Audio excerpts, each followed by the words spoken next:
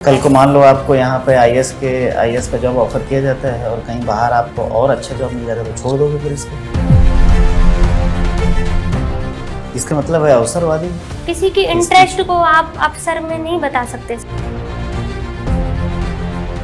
अचानक से बोल दिया मैं पॉलिसी लाऊंगी, तो पॉलिसी लाना आपका काम है। इस्तेमाल करते हैं कि मैं पारदर्शिता लेके आऊंगा, इसका मतलब है कि अभी तक पारदर्शिता उतनी नहीं है आपके हिसाब से।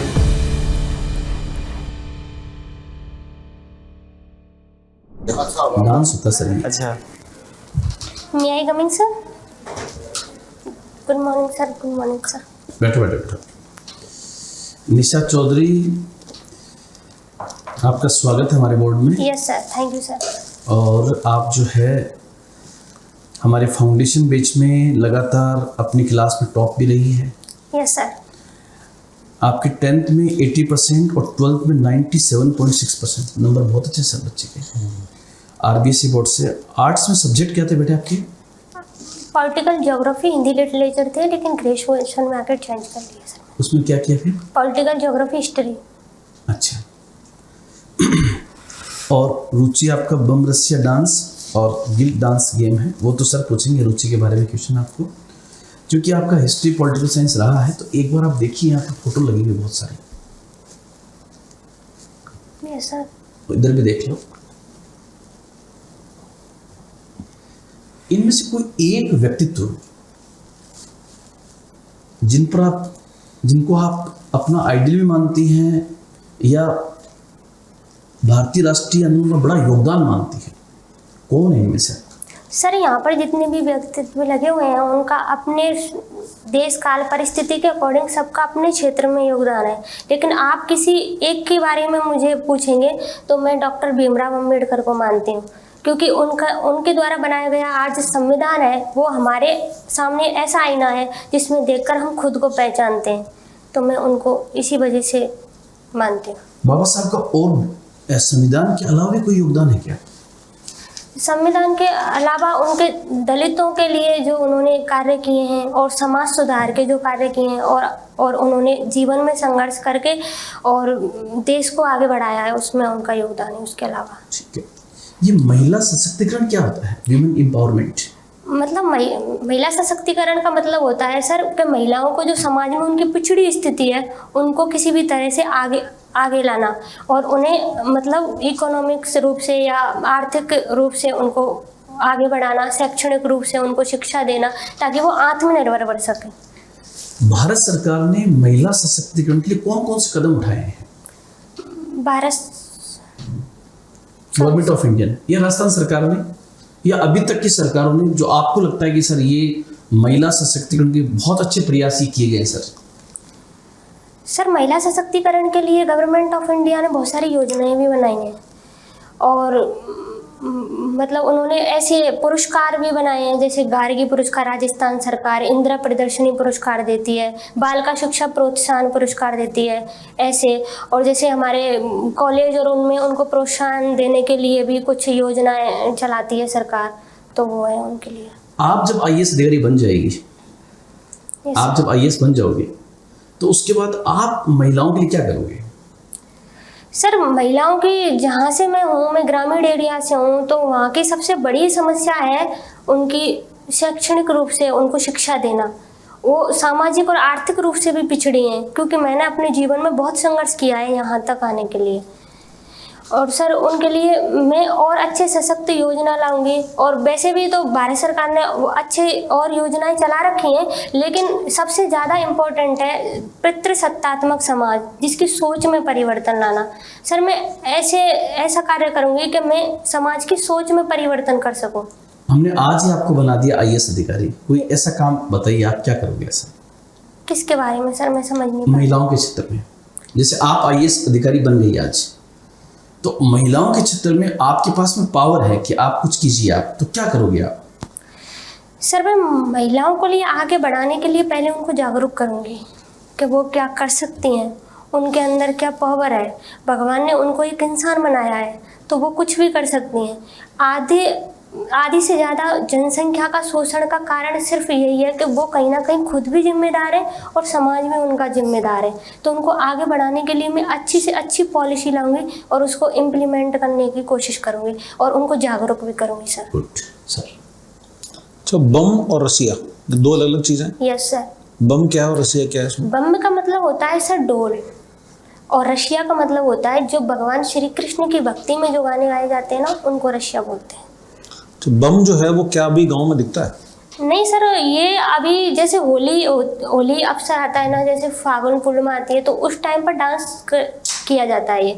लेकिन सर आने वाले जैसे संस्कृति में परिवर्तन आ रहा है ना, तो आजकल इस डांस को मतलब हम शादियों में भी कर लेते हैं, बर्थडे पार्टी में भी कर लेते हैं, कभी भी कर लेते हैं सर। आधुनिकता का प्रभाव पड़ा है सर सबसे ज़्यादा इस पर। अच्छा, रसिया गाना जो है ना, उसकी को 2 लाइन सुनाओ, रसिया गाने की लाइन। सर रसिया 2 प्रकार से प्रचलन में है, एक तो आधुनिकता के प्रभाव के साथ है और एक भगवान श्री कृष्ण की भक्ति में। आप कैसा भी सुना दो, आपकी चॉइस। सर आप वो चॉइस करके बताओ कि मैं कौन सा वाला सुनूं। नहीं, ये आपकी चॉइस पर है। आपकी चॉइस है, कौन सा श्री कृष्ण, श्री कृष्ण वाला सुनो। श्री कृष्ण वाला सुना। मैया मेरो ब्याह करा दे तू मन माने में, माँ ऐसी दुल्हन होए न और जमाने में। अब आधुनिकता वाला भी सुना दो। अब वो रशिया जो आधुनिकता का प्रभाव है, तू बन जा बल में सपेरो और बीने बजा रश में, मोए कारो ना के सतायो जहर मेरो पुरगो नस नस में। बहुत बढ़िया। अच्छा, गुल्ली डंडा जो है ना, यस सर। माँ बाप मना क्यों करते हैं इसको खेलने के लिए? सर इसमें खतरा रहता है, जो गुल्ली बनती है वो मतलब गुल्ली जो वो एक डंडे का छोटा पार्ट होता है, तो उसमें ना हम जो उसका कॉर्नर होता है ना, उसको मतलब पैना करते हैं, तो ऐसे मतलब इसमें देते हैं ना, जैसे डंडे से उसको मारा तो उसमें ना लगने का खतरा होता है, आँख में लग जाए, हाथ में लग जाए, तो इस वजह से हमारे माँ बाप हमसे मना करते हैं कि इसको मत खेलो। ठीक है। ये इतिहास से आपने ग्रेजुएशन की है? Yes sir. फिर आगे कोई पीजी करने का नहीं सोचा आपने? पीजी मैंने पॉलिटिकल साइंस से सर मैंने फॉर्म डाला है। जो भर दिया फॉर्म? Yes sir. ठीक है। तो हिस्ट्री, पॉलिटी, ज्योग्राफी में से पॉलिटिकल साइंस को क्यों चुना आपने? सर पॉलिटी में मेरा इंटरेस्ट है। रीजन क्या है उसके पीछे? प्रेजेंटेशन अच्छा कर सकती हूँ सर, मेरी आंसर राइटिंग स्किल अच्छी है उसमें, पॉलिटी में नॉलेजेबल है। मतलब इतिहास में नहीं है?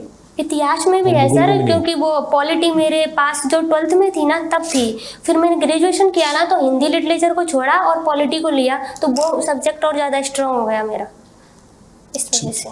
सर इसका मतलब है अवसरवादी हो? नहीं सर, किसी की इंटरेस्ट को आप सर में नहीं बता सकते सर, कोई इंटरेस्ट कहीं पर भी डेवलप हो सकता है हमारा, वो तो हमारी इच्छा पर डिपेंड करता है। कल को मान लो आपको यहाँ पे आईएएस का जॉब ऑफर किया जाता है और कहीं बाहर आपको और अच्छा जॉब मिल जाता है, तो छोड़ दोगे फिर इसको? नो सर, नहीं छोड़ूंगी। नहीं छोड़ोगी? अभी आपने बोला कि जब सर ने पूछा कि आप क्या काम करोगे मतलब महिलाओं के सुधार के लिए, तो आपने अचानक से बोल दिया मैं पॉलिसी लाऊंगी। तो पॉलिसी लाना आपका काम है कि पॉलिसी लाना किसी दूसरे का काम है, सरकार का काम? पॉलिसी लाना गवर्नमेंट ऑफ इंडिया का काम है। तो फिर आपने तो बोला ना कि मैं लेके आऊंगी पॉलिसी। पॉलिसी सर एक प्रशासनिक अधिकारी के पास भी अपने अफसर होते हैं, मैं उस परसेप्शन से बोला था मैंने। कोई एग्जांपल बताओ जिसमें कोई प्रशासनिक अधिकारी कोई पॉलिसी लेके आया हो। सर फिलहाल में मुझे याद नहीं आ रहा, ठीक है। Sorry sir. अगर भारत की प्रशासनिक व्यवस्था में सुधार करना हो आपको, तो क्या सुधार आप करना चाहोगे इस प्रशासनिक व्यवस्था में? सर प्रशासनिक व्यवस्था में सुधार की बात करें ना, तो समय के अकॉर्डिंग देखूंगी मैं कि टाइम कैसा चल रहा है, उसमें क्या कमियां हैं। मैं आज की तारीख में कर रहा हूँ, आज मुझे कुछ सुझाव बताओ आप जो प्रशासनिक व्यवस्था में आप सुधार करना चाहो। सर एक तो उसमें और ज़्यादा पारदर्शिता होनी चाहिए, और एक जो टाइम है ना बहुत लंबा, जैसे बहुत लंबा एग्जाम में बहुत लंबा टाइम खिंचता है। पारदर्शिता से क्या मतलब है? पारदर्शिता से मतलब है सर कि वो मैं एक्सप्लेन नहीं कर सकती, सॉरी सर। नहीं, ये तो एक्सप्लेन तो करना पड़ेगा, कैसे ऐसे कैसे काम चलेगा? पारदर्शिता का मतलब जब आपने एक सेंटेंस इस्तेमाल कर दिया कि मैं पारदर्शिता लेके आऊँगा, इसका मतलब है कि अभी तक पारदर्शिता उतनी नहीं है आपके हिसाब से? नहीं सर, पारदर्शिता का मतलब मेरा ये है कि ज़्यादातर फैमिलीज में भी ये देखा जाता है कि किसी का बैकग्राउंड यदि IAS RAS है तो उसकी फैमिली में भी वही रहता है। तो कहीं ना कहीं ये नहीं है कि हर कोई भी बच्चा टैलेंटर नहीं है, उन्हीं के बच्चे सारे टैलेंटर हैं। तो कहीं ना कहीं मुझे लगता है यहाँ सुधार के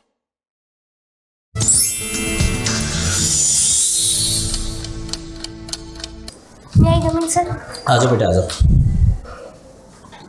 निशा देखो, आप बैठो। आपकी क्लास में सर आते हैं और आप टॉपर्स मीट में भी लगातार मैंने आपको कई बार इनाम दिया है। तब तक तो मैं सोचता था कि ये बच्ची यार ठीक है, रिटर्न के अंदर अच्छा ला रही है, लेकिन हमने आज चौथा दिन हमारा है इंटरव्यू लेते हुए। ये बात बाहर जाके मत कहना किसी और बच्चे को, है ना, ये अपने तक। Thank you sir. नहीं हमें जो आग चाहिए थी, आग समझते हैं ना, ज्वाला, स्पार्क, वो पहली बार उत्कर्ष के हमारे इन 4 दिन में किसी विद्यार्थी में दिखाई दिया है। अभी तक कोई विद्यार्थी 55% 56% से ऊपर नहीं गया है। और वो भी उनको दे रहे हैं, सही बात तो यही है, थैंक यू दे रहे हैं लेकिन आपके लिए हमने जानबूझ के दिया। जानबूझ के, और वो भी कम ही दिया मेरे हिसाब से 75% नंबर। Thank you sir. क्योंकि और आपने सर ने ऑलमोस्ट सारे कहा आंसर्स कि- दिए। सर ने कहा कि सर ये भविष्य में IAS बनेगी। मैंने कहा सर ये 100% भारत की दूसरी किरण बेदी बनेगी सर। बाद तो में सीख बस आप जो ना अपने पर घमंड मत करना, बस इस कंटिन्यूटी के साथ में आप आगे बढ़ते रहना। और चूंकि आप ग्रामीण परिवेश से आई है, मैंने आपकी बातों को समझा है कि आपने बहुत सारे चैलेंजेस का सामना किया है। वो संघर्ष से आना आपके लिए एक वरदान साबित होगा। लोग संघर्ष को ऐसे समझते हैं, और मैं कहता हूँ कि संघर्ष होना बहुत जरूरी है। आज की तारीख में आप देखो, हिंदुस्तान में सबसे अधिक बच्चे बाड़मेर से सेलेक्ट हो रहे हैं। उन्होंने सबसे अधिक संघर्ष किया है, चाहे जलवायु के पॉइंट से हो, चाहे पानी के पॉइंट से हो, चाहे पैसों के पॉइंट से हो। तो हमें लगता है कि संघर्ष, लेकिन संघर्ष आप देखो ना, कई बच्चे ऐसे हैं, कई IAS अधिकारी ऐसे हैं जो अपने बच्चों को IAS बनाना चाहते हैं, लेकिन उन्हें वो आग ही नहीं है। क्योंकि मैच्योरिटी कहाँ से लाओगे आप? वो किसी कोचिंग में नहीं मिलती। इसलिए आपके जवाब जो थे ना बहुत शानदार थे, और आपने जो हॉबी भरी, वो 3 दिनों में पहली बार किसी ने सही हॉबी भरी है। सर मैं सच में ईमानदारी से आगे बढ़ना चाहती हूँ। मेरे घर में कोई फर्स्ट ग्रेड का टीचर भी नहीं है, लेकिन मैंने सबसे हाँ, पहले तो आपके लिए उत्कर्ष रात दिन एक कर देगा बेटे, क्यों डरते हो आप? तो- आपको जब भी हो आप सर को कह दो कि सर मुझे आंसर राइटिंग करनी है, आप मेरे से आके मिलो, सर मुझे आंसर राइटिंग करनी है, सर से मिलो, अनु सर से मिलो। हर सर बंदा यहाँ मेरी पे- सारे जो टीचर्स हैं, फैकल्टी बहुत हेल्प करते हैं। Okay sir, thank you sir, thank you. 75% number है ना आपके?